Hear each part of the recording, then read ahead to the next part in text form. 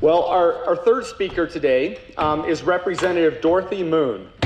She lives near the Salmon River, east of Stanley in Custer County. She's currently serving as Legislative District 8 representative, which is the largest geographically, I believe, in the state. It goes from Montana almost over to Oregon.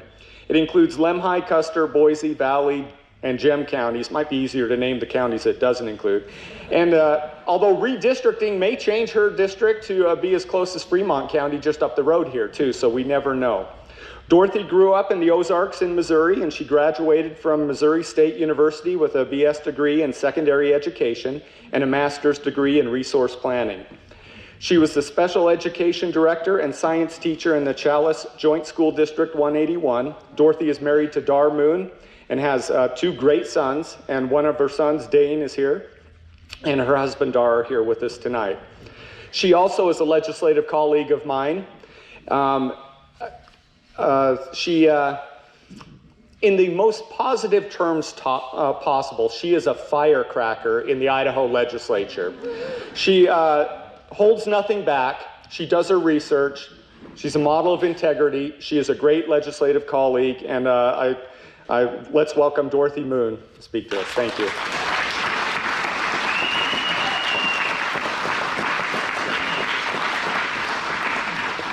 There's water there. Okay, thank you. I brought mine. I might need all of it. It's dry. Hey, thanks a lot. Thank you, Representative Nate. You're going to make a great Lieutenant Governor, Priscilla. You really are. She is. We're going to miss her in the House, though. Oh, my gosh. There's so few of us anymore that are real fighters. I only get a little bit of time, and so I wanted to share with you, as an educator, something that was very important to me and my husband when we first moved up into the Stanley Basin in 2005, and then we went on to Chalice because the boys went to the two-room schoolhouse in Stanley and then had to go to Chalice from 9th grade on. Anyway, so when we were there, let's see, Obama just got in office, and in 2009, Obamacare was the big coin word. And you were going to be penalized if you couldn't afford to get your insurance and everything. People were freaking out. We were going to go to a single payer system. We said, oh, no, that's not going to happen. Well, it's worse than we think. So in 2009, I don't even know if you remember this guy named Glenn Beck. And he said, hey, let's go to Washington, D.C. and let them know that we don't like what's going on. And this big millions of people showed up. So I went with a mink lady friend of mine, Marta Moyle from Hayburn, Idaho, and her sister-in-law from Twin Falls. And we flew out, and I remember we were on the metro to get to the mall. And we kept stopping, and people kept getting on, and that metro was so packed tight full of people. And when we got off the metro and rounded the corner, and there was just this sea of people, and I had the goosebumps. And like I explained it to my husband when I got back, it's like the time when you saw your first newborn. You could not believe the pride and all of these people who were questioning what in the world was happening to our country. And I'll tell you what, it was a very moving experience for me and the ladies I went with. And then when I got back and I said, Dar, we've got to do something. So what we did is we started the Custer County Tea Party. And we thought, I'm an educator. I taught college level geology, and I taught special ed. I had the kids who needed the most help, the ones who didn't need a lot of help, the highest students. And I thought, we've got to educate people because we're losing our youth. We're losing them quickly. Socialism has crept in decades ago, and we have to bring them back. So with our Tea Party group once a month up on Main Street in Chalice, we'd have folks come in, and we'd have speakers, sometimes international speakers. We had some great events, but the biggest thing was always education, make sure people understood what their Constitution, the Bill of Rights, and how to fight as a citizen in self-governance. So what we did is we thought, well, I'm in school, I can probably pull a few strings here, and we decided to go ahead and have what's called a Constitutional Scholar Program. And our schools go 4 days a week. I don't know how it's situated down here, but 4 days a week. And we already had a government class. That was pretty much it, government class in high school. And we said, can we go ahead and do this Constitutional Scholars class if we come up with a curriculum, come up with a book, come up with a test, and come up with some cash rewards so we can get kids involved?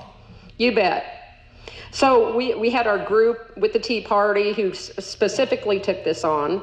They found a book on the Declaration of Independence and the Constitution of the United States, and in it, it actually had sections, and at the back of each section are questions and answers so that kids could read through them, study, and test, and be ready for it. So the kickoff was going to be on Constitution Day, and this was going to be in 2010. 2010. Because we started the Tea Party after the September rally of Glenn Beck's. So in 2010, on Constitution Day, we showed up, we found a book, we got a $1,200, so there was going to be a $500 cash prize, $250, $150, $150. For a kid who moves line all summer long, winning that $500 was going to be a big, big perk, and it was cash. We laid out those bills on the table when we awarded them. So we had Tom Luna, who was the superintendent of public instruction at the time, come to the school. I kind of lured him because I said, well, my name's Moon and yours is Luna, so we're kind of like, you're like my brother from another mother or something. So he actually came. And I wasn't in politics at the time, but I was political. I was always political. So he came out and he kicked it off in front of our auditorium and in the gym, and everybody's seated, and he gets up and talks, and actually that's the best speech I've ever heard Tom Luna make. And this was pre-Common Core. Common Core came creeping about the same year, but it was a little bit later we started seeing the dangers of Common Core. But anyway, I kind of liked Tom then. He came out, we kicked it off, great speech. So for now, the only year we have not had constitutional scholars in the school in Chalice, in the junior and senior high school, was last year because of COVID. So what we would do is give out the books, and we'd let, they're $5 each or something. We'd give them out, we'd have a big assembly on Constitution Day. They'd take them home, they could keep them. We didn't charge them for it because we had donors who would pay for them. Then we had a test made up, so they had until President's Day in February that they would take the test. Well, the first year, everybody was so excited. They saw this money laid out, and they just grabbed their money after they got their award. But the test, how we set it up was multiple choice. And then we had some matching with terms like, what's a quorum? Oh, and here's one. I think Representative Nate might be able to answer this one. The British Parliament imposed what act on the American colonies, which finally pushed them into war? Oh, who said that? Maria. Okay, you guys must be married. Yes, it was the Intolerable Act. Okay, so anyway, these were the kind of things that it asked. And of course, there'd have to be a tiebreaker at the end. And what was this profound question? And they changed every year. Oh, how do you feel about term limits? Explain why. Okay, or else we'd put something more current. So because of our desire to help educate youth, we started this program. Another thing that we have in Idaho statute is, Idaho statute is that we actually expect our kids to be able to take a citizenship test. We expect them to do the Pledge of Allegiance, but they can get out of it if they want to, and I would venture to guess there's more who would want to get out of it right now than say the pledge, sadly. Anyway, the instruction in citizenship shall be given in all elementary and secondary schools. I truly don't believe a lot of elementary kids are getting citizenship instruction. And why not? Because now they're competing with critical race theory. Priscilla Giddings sits on the committee as a co-chair with our lieutenant governor. So now you look at a 4-day school week. You look at that they have to have math, English language arts. We're going to try to get some history in there. And we're going to teach them that they can be whatever they want. If you're a girl, you can be a boy. Learn how to ignore your parents and disrespect them. But most important, learn how to hate your country. And I know a lot of you don't believe, in fact, I had somebody, actually, Dar had a Republican meeting in Custer County on her way down here today. And there's actually people in Mackey School District, oh, we don't have CRT. Of course, you shouldn't have CRT in Mackey School District. You shouldn't have CRT in Chalice when we have kids who are clamoring to get involved in this competition. But when you go to West Ada School District, where those teachers went on strike during COVID and left all those kids uneducated for months at a time, we had a real problem. So in the larger school districts, I will guarantee you Representative Giddings could give you some examples, and a lot of them, how we're teaching our kids to hate our country. It just boggles the mind. And you may not see it, but you need to be aware because it's creeping in. If you remember, we've gotten away from textbooks. When I left, let's see, my boys both graduated together in 2011. I thought, I'm going to stay in one more year so I'm not like the helicopter mom that follows them down to college and stuff. So I stayed one more year. And, you know, we had textbooks then. The gal who came in and took my place, all of a sudden, we don't have any textbooks. I had a science lab that had all these cabinets just full of textbooks because they want to put everybody online so that you as parents, when your kids come home to do their homework, you can't see what they're doing. My story, what I'm trying to get across to you is that you have to be involved in your kids' education. Things are creeping into the curriculum that they're getting online. What's in some of the books, in fact, in little old Idaho City in Boise County, I actually had a meeting where they're trying to recall some school board members because there's what's called the white list that they've been given to in the school.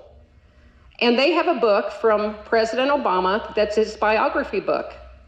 They came and said, we'll give you $5,000 to the school if you disseminate one of these to every one of the students in your junior and senior high. I don't know what it said, but I'm sure it was going on how great Obamacare was in socialized medicine. So why are we allowing this stuff to be handed to them when we have some really good books out there? So anyway, my ask of you is to please get involved in your kids' education or your grandkids' education or whoever your little loved ones are, because we're losing them. And you all know it. I have a girlfriend in Missouri, and she went to the University of in Lincoln, Nebraska. So her daughter decided to go up there, Catholic girl, and raised in Catholic schools. And when she got out of that school, she went to go work for Planned Parenthood in Phoenix, Arizona. My girlfriend was devastated. So what she did in 18 years was totally turned around in 4. And if you don't think for 1 minute it can't happen, it will, because I never would have thought that would have happened. So please, please get involved. Encourage, even you know, the 76 Project, encourage doing something like this.